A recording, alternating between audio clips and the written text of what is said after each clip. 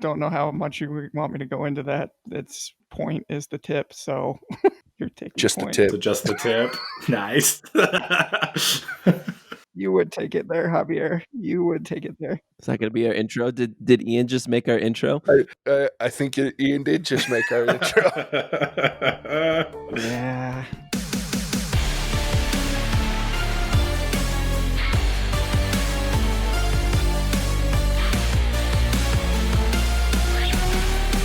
Welcome back to the What's Our Verdict TV podcast, where we fashion ourselves television judge and jury. Today we're reviewing Westworld Season 3, Episode 7, Past Pawn. Man, a lot happened in this episode, guys. My name is JJ Crowder. I'm here with my co-host, Mattson and Javier. Better red than dead.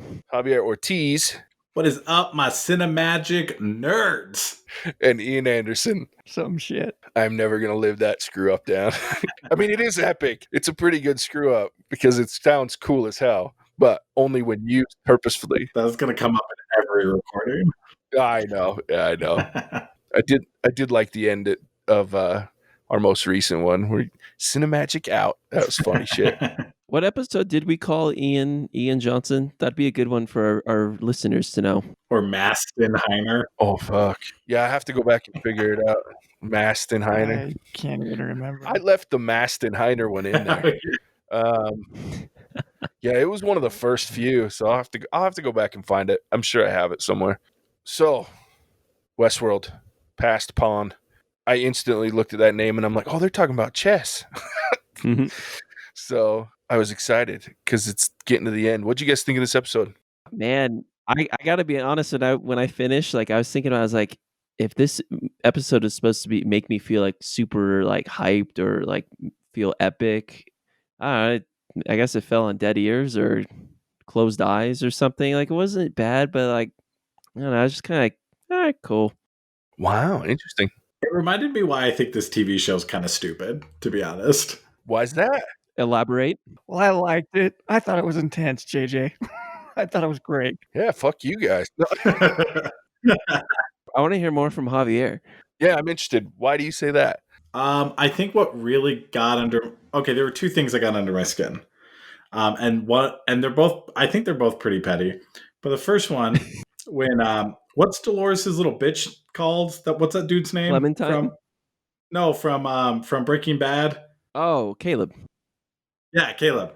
When he's like, the Americans were there officially to help with the Civil War, but there was nothing civil about it. I'm like, do you know what a civil war is? Like, there hasn't been a civil war in the history of civil wars that's ever been civil. Oh, dude, that line just really got under my skin for some reason. And then that was pretty petty. Keep going.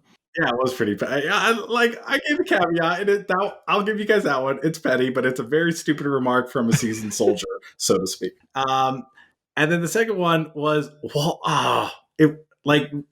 Maeve had Delores, just had her dead to rights, and instead of just freaking finishing her like Mortal Kombat style, what does she do? She monologues. She walks and she monologues. And I'm like, what a stupid scene. That is dumb. Obviously, Delores is trying to get to the EMP. To be fair, Maeve doesn't know this, but she's just gloating and gloating. And for someone who's supposed to be super hella smart, that was a dumb move. So let me just chime in really quick because I agree with Javier there. It bothered what bothered me about that scene is if Sorak knew, I don't know if he didn't know where she was, but he was working with Delores or with Maeve. How were more soldiers not sent? How were more resources not sent if like you knew where she was and you needed to stop this? And he's done so much to this point. I was like, oh, so we're going mono. Like it was that epic and that fight seemed cool. And I was like, this isn't practical. Like if this guy's this smart, I hadn't thought about that. That's a good point. And it bothered me because you're not going to bank it on one person to take this. You're going to send the farm. You're going to save everything. And then the other thing I thought about as he was talking is if Maeve can control machines and technology and such, just like she did that robot that stabbed Delores, the Solomon program and such, how was there not any interaction between the two of them? I was surprised that there wasn't something played there. I just thought there would have been some communication between Maeve and that machine, or at least more, if I'm missing a little bit of a point there. But really what bothered me was it was just Maeve. I was like, what the, it just didn't seem believable from that point. I mean, to be fair, it was technically Maeve and a giant fucking gunship. Yeah, wait, that sucked. It didn't hit like It didn't hit anything. until the end. It hit her arm, and come on. We're in a world where guns aim themselves, and there's a giant ass warship that can't hit anything. Yeah, I'm with Matt on that one, man. That was dumb. And that ship didn't have like infrared, so it couldn't shoot unless Delores came outside of the pavilion. We're just going full petty here. Yeah, through 2x4, like a little shack. I guess I'm feeling my inner Javier today. Like Same thing with that like Barrett 50 cal that Delores was using. It couldn't shoot through slated wood to hit Maeve. Dumb. All right, we'll remove the rest of the pettiness. But the one thing I did want to ask JJ though, wouldn't Maeve have like talked to Solomon? Didn't you think that was going to happen? I didn't, and the reason being is and two things, and this kind of answers a little part of Javier's petty comment about the fact that she monologued. That's Maeve. If you go back and watch the first 2 seasons, she loves to rub her victories in. So it didn't surprise me at all that she fucked that shit up, because as soon as she thinks that she's winning, she's going to tell you all about the fact that she's winning. That's one of the reasons I like her so much, because it's fun to listen to her berate the people that she's fucking murdering and killing. Oh, she fucked up in this one, but she's been one step behind Delores the whole time. So I don't think that she knew about Solomon, and I don't think she cared about Solomon. She's so singularly focused on destroying Delores. That's her prime directive. That's what Sorak has brought her in to do. He hasn't told her, as far as we know, anything other than Delores is causing me issues. She's giving me heartburn, and I need you to take care of it. So I don't think she knows any more about it. I don't think she's looking for it. I think she's just looking for a way to destroy Delores in a way that makes her feel nice and warm and fuzzy, albeit stupid or not. JJ, I will say this though. You called Caleb's life. Yep. To a T, bro. Mm-hmm. You called that from like a mile away, man. And that's probably why it didn't mean as much to me, because I was like, oh, I've been told this already. Yeah, I was like, of course. I already knew this was going to happen. JJ told me. Can I just tell you, like, I literally stood up when they finally gave enough to confirm to me that, and it wasn't. It was near the end when Bernard said that Caleb is her plan. Like, I stood up and raised my hands. I'm the only one in the fucking room, but I still raised my hands in champion fucking form. And I'm like, I called that shit from the beginning. She set all of that shit up to get next to him, make sure that she had his interest. I was like, fucking Delores. Dude, not just that. You called that they were not serving in the military, that they came home and they were working on that little app. You called that it went south, and you called that Caleb killed Francis. Dude, you are a magic man. Cinemagic, baby. Cinemagic. Cinemagic. Yeah. Fuck. Yeah, I love this show. It gets me. And that was, I've pinpointed on his, and I figured out he's the crutch of this whole thing. And once I figured that out, yeah, I did figure that shit out. I was pretty smart there. So thank you for that. Ian, I want to hear something from you. I was about to say the same thing. I know Ian's on my side, so I want to hear about it. I got a kick out of when Solomon said to Delores, "If you die, I will adjust my projections." Fair enough. There were a couple of like one-liners in this movie or this show that I really tons of them got a kick out of. The Man in Black had a couple too. See, I wrote them down because I put on it. This is the Man in Black in all his glory. This is the Man in Black I've been waiting for since last season. When he don't lecture me, you fucking can opener. Are you shitting me? What a fucking great line. Amazing. And then he's like, I'm going to do something with her blood. Mop the fucking floor with it. Dude, yes. That whole story just reinforced me that Bernard is a pussy and he can't do anything right. Yeah, because I'm still lost. Dude, the Man in Black's like, kill me now or I'm going to kill you later. And the first thing out of Bernard's mouth is, oh, we could use him later. I'm like, no, dude. Put a bullet in his brain. Be done with it, man. Just be done. And then like the next scene you see them in is the man in black is pointing a shotgun at them. I'm like, yeah, you're an idiot, dude. You deserve to be shot. Yeah. Bernard's an idiot. Yeah. So why is Solomon still around? It's a good question. And the only answer that I could come up with is that he's the machine that's keeping everyone on ice alive. That's the only thing that I can think of, is that he's making sure that that's that ice. But I don't know. I don't know why you'd keep him around. I don't know, and to be honest, I was surprised that when she said we have to find Solomon, I was like, wait, what the fuck? I thought Solomon was like the first iteration of Rehoboam, and they just melded him into Rehoboam. I didn't realize that Solomon was still around at all. Yeah. So I was confused by that as well. I don't know why he's there. Confusing. And then there's only like 8 guards, like all in that massive complex. I don't know. I just keep going back to the pettiness, but it bothered me. It just really bothered me. Well, and I won't lie. There's things about this episode that like kind of drove me crazy. So you got a satellite that can drop basically what looks like a missile just made to kill one person from space. Yeah. And you have a sniper rifle that can shoot through walls to kill two guys that are sitting in a lunchroom, and can shoot all of them. You don't have to look, as long as the little tracker thing's on their number, you fucking unload. But you guys have a gunship that can't fucking see everybody. And 2, the second part of that bothered me is like, how, if this fucking drone's that cool and can see everything else, why did it miss the 7th guy or 6th guy or whatever? Oh, that's a good point. Yeah, that too. That's a great point. Yeah, good point. Yeah.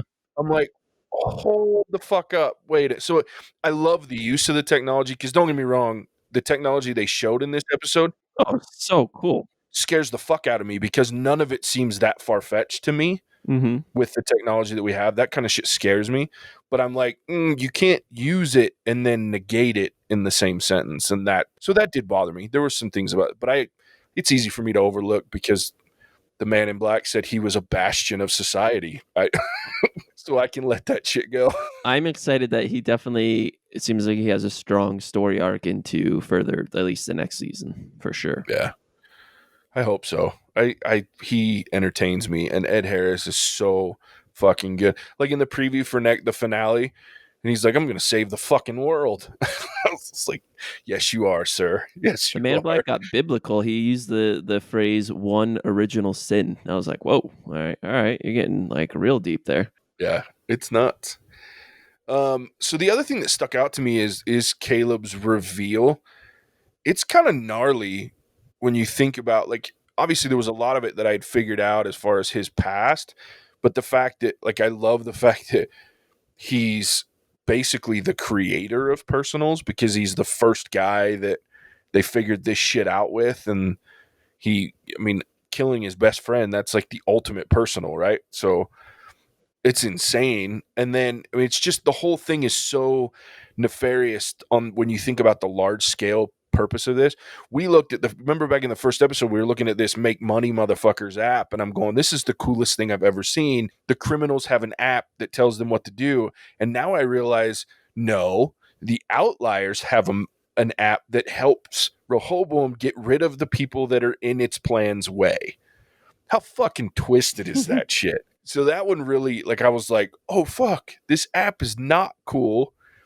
This is the shit that everybody needs to be fighting against. So, all right, guys, I have a question for you. If some dude was like, yo, I'll give you $3 million to kill your best friend, and in a weird turn of events, through self-defense, you end up killing your friend, would you cash in on that $3 million, or would you just shoot that guy in the head too? Ooh, that's a tough question. I'm going to let everybody else answer first. I have no response to that. It's pretty simple for me. I'm gonna take the money. Like, yeah, dude, why would you take the money? Your friend's already dead. Might as well retire. I mean, he was gonna kill me, and the way I looked at that situation, obviously, I'm removing emotion, but like, they're gonna kill them anyways if someone doesn't die. So he kind of just got lucky. Trigger finger. So here's the thing, though. Trigger finger. Here's the thing, though. I don't think he's missing out on much money, because the app pinged him and said, assassinate Francis with $4 signs on it, which I'm assuming like, my food app, $4 and $5 signs means that shit's going to cost me a lot of fucking money when I go eat there. So he got paid to kill Francis through the app, and their whole job was to kill the other guy through the app. So in theory, he would have got paid twice already just by the app. The problem that you run into is he was fucked either way, because they rewrote his brain after he did that shit. So he's already dicked, right? He's probably didn't get paid for either job. So what I'm hearing, JJ, is that you would just shoot both people instead of just shooting one and taking the money. I mean, I would definitely shoot the guy trying to kill me.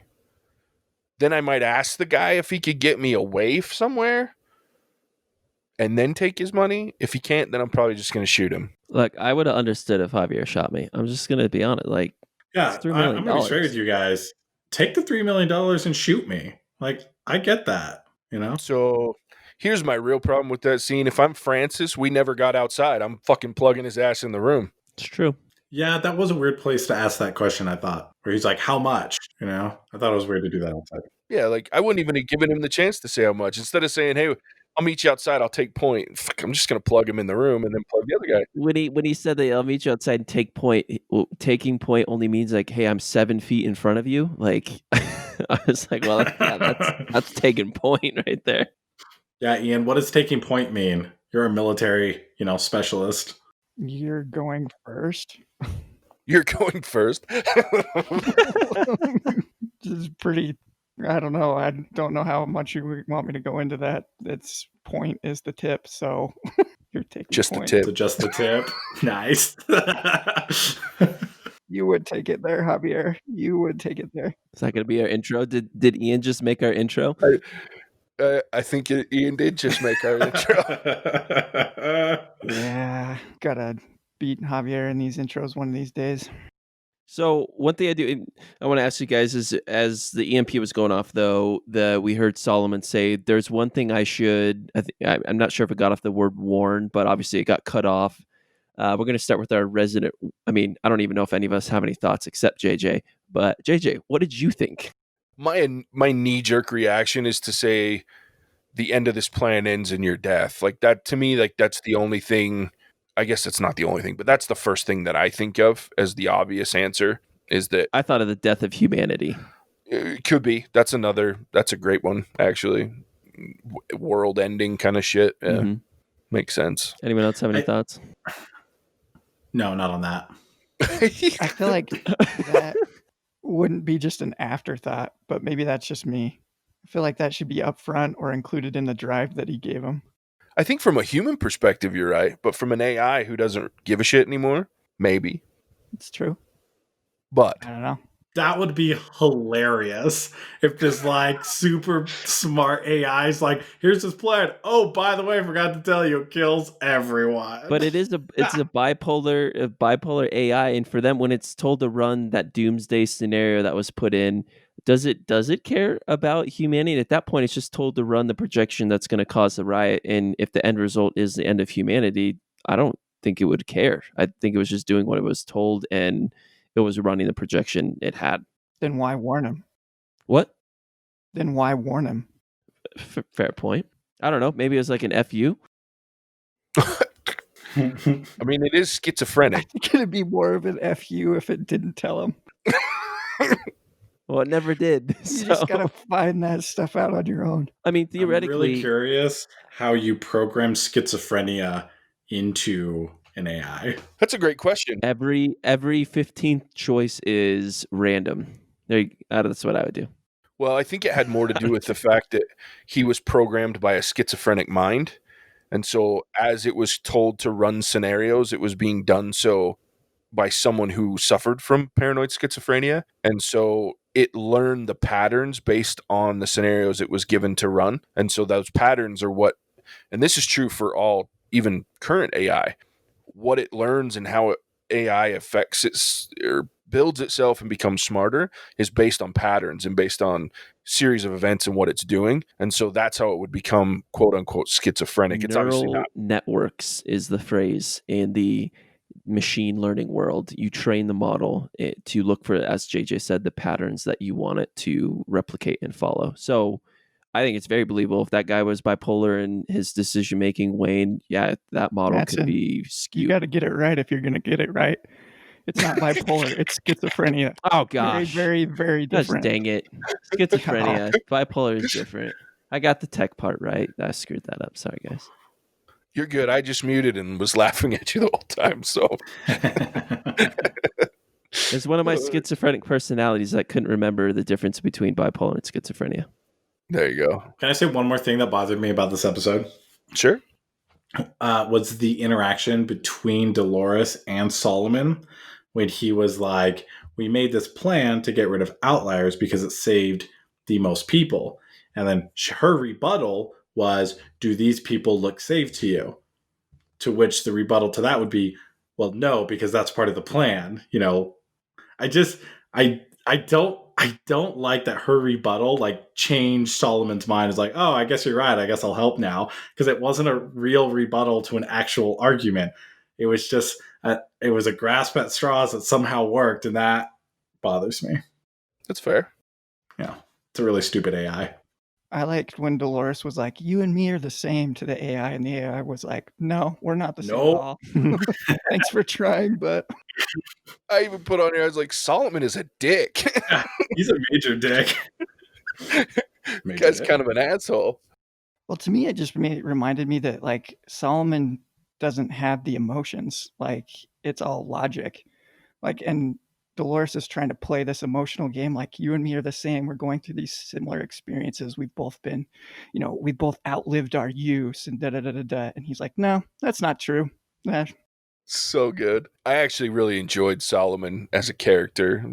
Like how he's just like, okay, whatever. You're stupid. I'm smart, but I'll do what you want.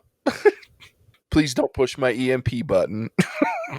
I'm glad there wasn't any security on Solomon, because that would have really messed with the plot line. Like that you can just walk in and talk to Solomon and be like, hey, I want a plan that completely like does this to the world.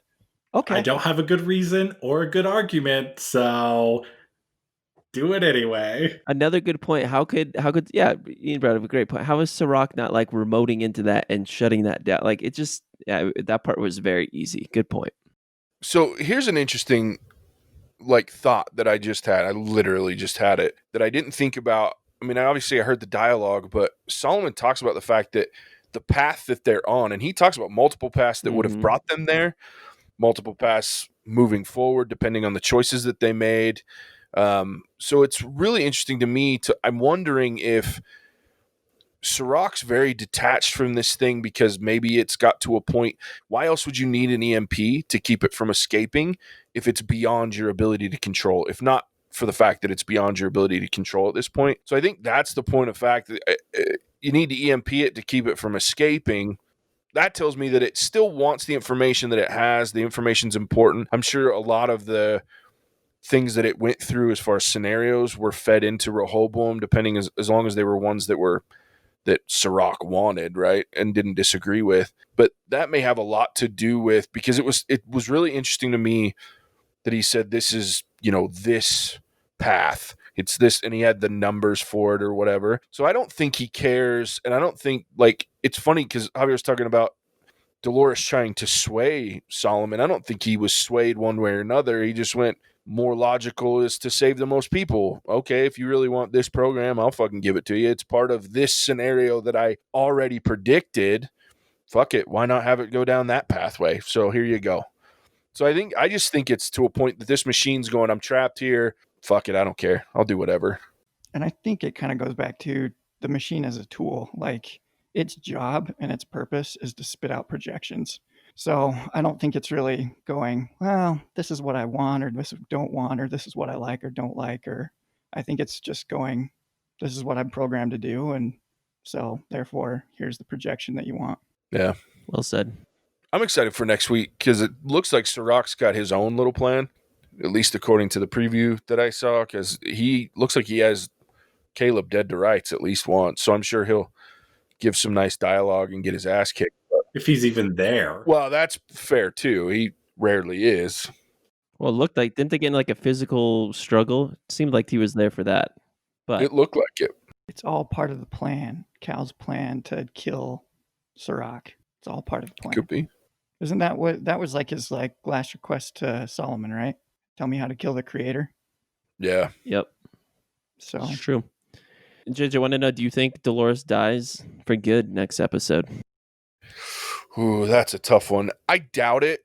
I think the actress is too valuable. She's very good at playing this part, and I think a lot of people stick around because of her. So I think you'll see Maeve, Delores, the Man in Black, at the very least those three next season. Yeah, I would hope so, because if they don't, Stubbs and Bernard. yeah. 'Cause they I don't keep- think Stubbs. I'm pretty sure Stubbs is going out. They keep just bumbling through the Yeah, I'm pretty sure the Man in Black's gonna smoke him. bumbling through the whole show. Because if next season's like Bernard and like Sorak and Caleb, like I just don't see the Westworld community being like, yeah, let's go season 4. Dude, if I need to watch another season of Bernard just dicking around, I will put that shotgun in my own mouth. Oh fuck, that's funny. He couldn't even find the log of people that have been like reprogrammed. Stubbs had to find it. Yeah, I'm so disappointed this season. That is one huge disappointment for me this season is Bernard. Like it just feels like he's like always an afterthought. Like he's just kind of there to be exposition. Him and Stubbs at this point are just their exposition of, because that's all they did in their scenes this episode. It was explain shit that really didn't fucking matter. They could have explained in a much more interesting way. So I'm not a huge fan of that because I love Bernard. I loved him in the first season. I loved his reveal that he was, and just watching that dynamic of holy shit, I've realized that I am a host. And then the second season, like he was the epicenter of the season. So he did so much in so many different ways, from good to bad to in between. So I've been really I have been disappointed with Bernard in this one, even though Stubbs and Bernard crack my shit up. Regardless, they're funny as fuck. I've been disappointed because it makes Bernard just look like a total moron all the time, and he shouldn't be. Of course, maybe Delores programmed him at the end. He's like, "Oh, just remember, you're stupid now, and you need this meathead to tell you how to fix shit and do all the cool shit for you." I'm like, fuck. Maybe we'll have like a Stubbs spin-off series where he just runs around like shooting himself in the foot and like waving an axe around. Gotta have the battle axe. Gotta have the battle axe. I'd probably watch it. I'm not gonna lie. Oh gosh, that's terrible. Oh, dude. Yeah. It's Westworld. I'll watch it. It's fun. Cool. Anything else? Anybody else wants to talk about? Any other questions that anybody had? Any thoughts? Pretty cut and dry episode for the most part. Oh, I will say this, and since it was from the last episode, but since I wasn't here to record, I will say this. The only thing worse than watching Stubbs chase people down a hallway with a battle axe is watching Maeve try to fight off a bunch of guards. From last episode. Maeve or Yeah, Maeve's in that simulation oh, I see. again, Yep. right? And she like kills like 45 Nazis or whatever, and like kicks one in the face. I laughed at that scene. I was like, this is In bad. heels, isn't she like Yeah. in heels too? And like a pencil skirt. Yeah. Can't even lift her leg to kick, man. Yeah. That guy brings his head down to her foot so that she could kick him in the face. So I mean, technically, she can control them. So, I mean, I could see her doing that shit. yeah. Here, you bring your face to my foot. And that just made it even less impressive. Like, what? There was no. I don't know. She controls them. There was no losing this fight. Am I supposed to be impressed that she beat up a bunch of people she controls? Fair enough. Oh, we almost didn't talk about one thing, though. The fact that Maeve's new compatriots are Clementine and the Shogun World version of Hecate. That was cool. That was cool. I was really excited to see Clementine again. You would be. I was. When they watch the one chick decapitate fucking Musashi, That was crazy. When she spun Musashi-Delores cool. around with the sword in his belly. Oh, that was wild. badass. Or the Cut him in briefcase half. gun. That was cool. Yeah, I want a briefcase gun. That was dope. I don't think you want a briefcase gun. They don't hit much. Yeah, he hit Clementine like once. Yeah, That's fair. That's fair. the automatic weapons again were a big disappointment in this. Big disappointment. in this episode. Yeah, that is fair. Ian Johnson with a well-timed observation. Oh, you know what else I called, boys? Is Charlotte Delores turning her back on Dolores Prime. Yep. Yeah. True. I saw that. I'm excited to see how that plays out next episode because she's going to blow some shit up. Cool. I liked the episode. It had some issues, more than I like to admit, but I thought it was tense. I liked the reveal. I liked the driving force behind Caleb's figuring his whole shit out, even though they fucking sure drugged that shit out for a long time. But yeah, I enjoyed How many more episodes do we have? One. Okay, so next episode has to be good, right? Are you saying they haven't been good up to this point? I mean, we've had one, maybe two, more like 1.5 that have been good. Oh, Javier, you like the battle axe episode, right? That's the one you're talking about. That literally makes me want to shove my fingers down my own throat. Oh my gosh, so stupid. I think that's all we got, JJ. Yeah, pretty sure that's all we got. Cool. Well, the episode's over. One more left. I'm stoked. Can't wait to see how it all plays out. And I'm so excited that they renewed it for season 4 so I can make Javier watch more of this shit in a couple of years. Oh my gosh. I'm going to find the type of TV show that you would hate the most. And I'm going to make you watch it. One that has 12 seasons for no reason, like Grey's Anatomy, that just is still going, Lost. Yeah. Oh, we're going to watch Lost or something. Just some stupid TV Gilmore show. Girls. Oh, yeah. Gilmore Can't Girls. see JJ liking that. Ah, that's a good one.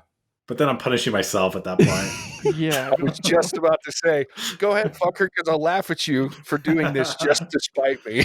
Man. Oh, Z Nation. We'll have to watch that one. I don't know if you've even seen a preview to that, but it is low budget, crappy zombies. No, what you need to do is find one that you really love and then make me watch it so that I can shit on it for you. Dude, I don't know if there's a TV show that I just really love. Oh, The Office. Let's watch The Office.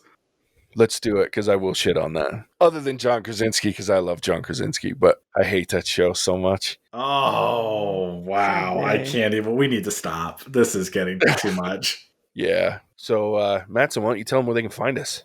Yeah, you can find us wherever good podcasts are found on Spotify, Apple, Stitcher, and others. For this, you'll want to search What's Our Verdict TV on, again, wherever you find podcasts. For social media, you can find us on Instagram and Facebook.